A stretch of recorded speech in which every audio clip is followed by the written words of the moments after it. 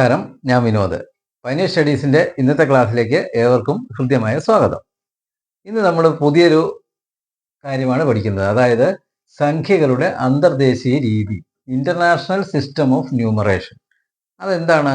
നമുക്ക് അത്ര പരിചയമില്ലാത്ത ഒരു മേഖലയാണ് അല്ലേ? നോക്കാം.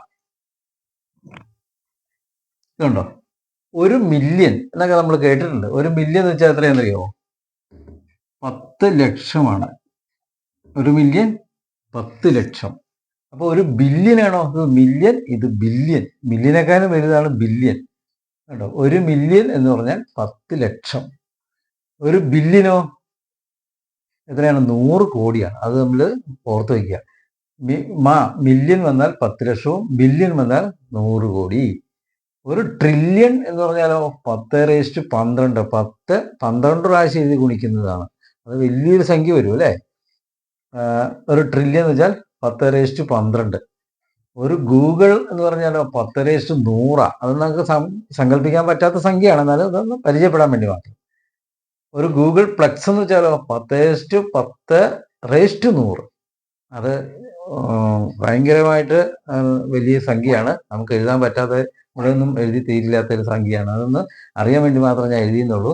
ആദ്യത്തെ 2 നമുക്ക് അധികം ആവശ്യം വരുന്നുള്ളൂ. ഇതിൻ്റെ ഒരു 1-2 ഉദാഹരണങ്ങൾ നമുക്ക് 9 മില്യൺ എത്ര ലക്ഷമാണ്? അത് കേൾപ്പോ. 1 മില്യൺ എന്ന് വെച്ചാൽ എത്രയാ? 10 ലക്ഷം. അപ്പോൾ 9 മില്യൺ എത്രയാണ്? 9 × 10 = 90 ലക്ഷം അല്ലേ? ഇങ്ങനെ ചിലപ്പോൾ ചോദിക്കും. എന്നുവെച്ചാൽ നമുക്ക് അന്നേരം ഇത് 1 മില്യൺ എത്ര ലക്ഷമാണെന്ന് പറഞ്ഞാലേ ചെയ്യാൻ പറ്റുള്ളൂ. 1 മില്യൺ എന്ന് വെച്ചാൽ 10 ലക്ഷം. 1 ലക്ഷം എന്ന് വെച്ചാൽ തെറ്റിപ്പോകും അല്ലേ? 9 ലക്ഷം എന്ന് എഴുതിയാൽ ഉത്തരം തെറ്റിപ്പോകും. അപ്പോൾ 1 മില്യൺ എന്ന് വെച്ചാൽ 10 ലക്ഷമാണെന്ന് ഓർത്ത് വയ്ക്കുക. അപ്പോൾ 9 മില്യൺ എന്ന് പറയുമ്പോൾ 9 × 10 90 ലക്ഷം. ഇനി നോക്കിയാൽ 65 മില്യൺ എന്ന് പറഞ്ഞാൽ എത്ര വരും നേരം?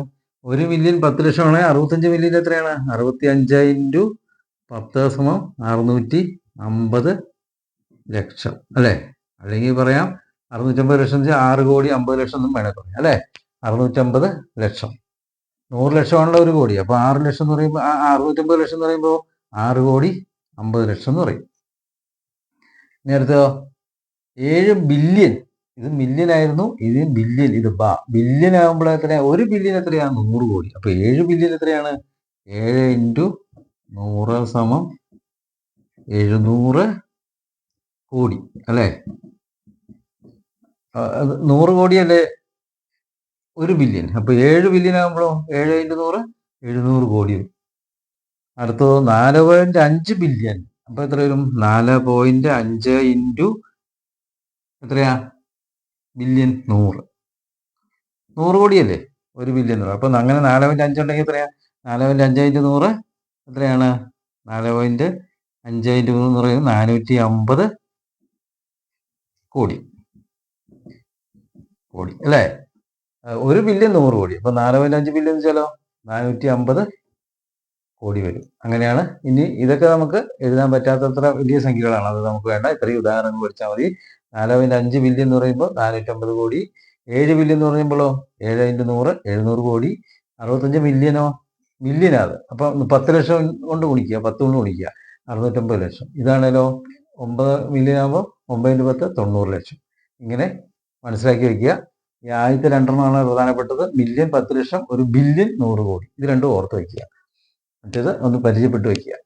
അപ്പോൾ ഇന്നത്തെ ക്ലാസ് നിങ്ങൾക്ക് ഇഷ്ടപ്പെട്ടു എന്ന് കരുതുന്നു. ഇഷ്ടപ്പെട്ടെങ്കിൽ ലൈക്ക് ചെയ്യുക, ഷെയർ ചെയ്യുക, സബ്സ്ക്രൈബ് ചെയ്യുക, കമൻറ്റ് ബോക്സിൽ അഭിപ്രായങ്ങൾ രേഖപ്പെടുത്തുക. അടുത്ത ക്ലാസ്സിൽ കാണുന്നതുവരെ ഏവർക്കും നന്ദി.